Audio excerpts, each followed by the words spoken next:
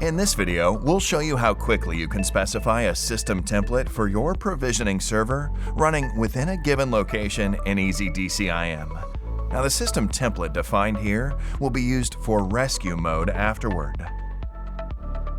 In order to choose an appropriate installation template in EasyDCIM, select More from the side menu and then go to the OS installation extension.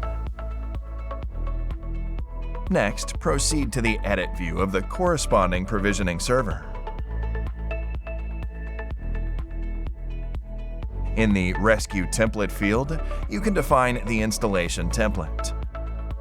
By default, a predefined installation template named Rescue Mode is selected.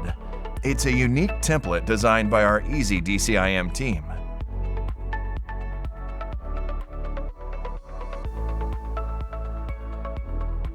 To start rescue mode, navigate to the summary view of the dedicated server. As soon as you click on the summary button, you'll be redirected to the summary view. Finally, in the OS section, choose the rescue mode option.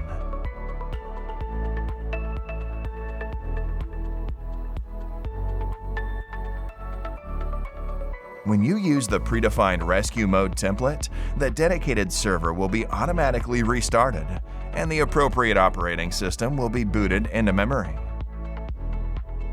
After a few minutes, SSH login credentials will be sent to the email address of the server owner. Once you log in to the /home/rescue/partitions/directory successfully, you'll be granted access to all system partitions mounted automatically from the base system. This solution proves particularly useful when you need to recover data from a corrupted base operating system. As presented in the video, you can easily transfer data from respective partitions to another external device. Don't forget to check out our previous videos on the OS installation module. Let your business benefit from all functionalities EasyDCIM is equipped with. Go to EasyDCIM.com and arrange a live presentation.